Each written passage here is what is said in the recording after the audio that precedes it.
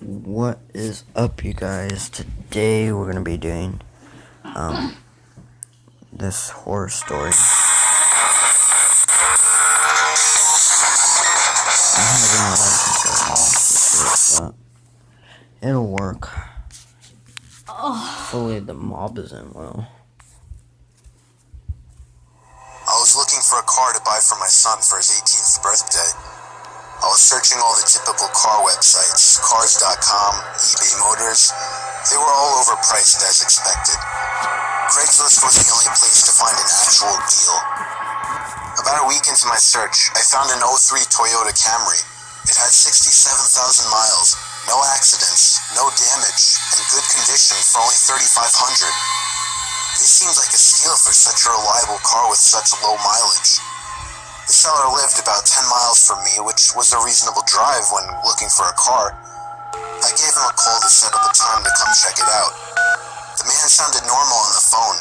He assured me that there were absolutely no problems with the car. He introduced himself as Bob.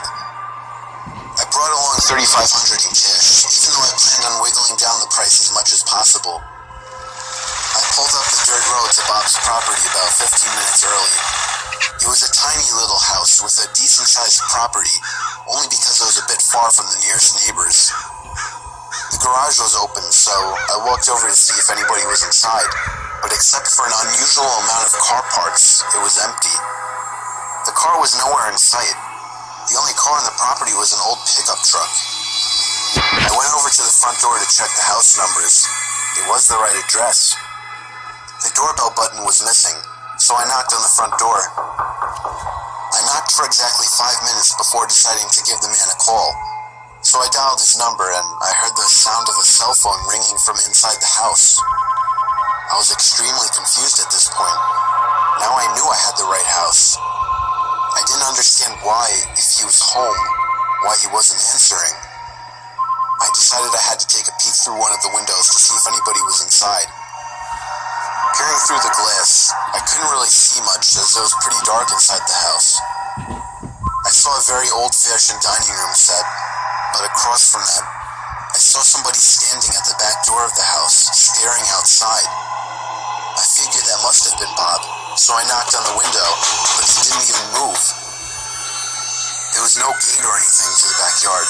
It was just a wide-open yard since this wasn't a rural area. I simply walked around the house to the backyard. I didn't understand how he couldn't hear me. When I got to the back door, I made a shocking realization. The figure standing by the door was a taxidermied human being.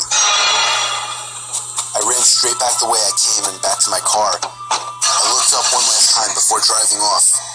The blinds to the window I had peeked into had been shut, but I could see two of the blinds bent open. Somebody was at that window watching me. You can probably guess I had the gas pedal to the floor the whole way home. The whole situation made no sense.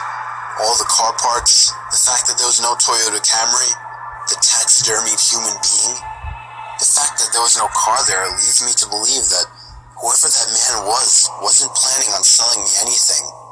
And that also leads to the disturbing thought that I was very close to becoming a lifeless statue staring out that man's back door.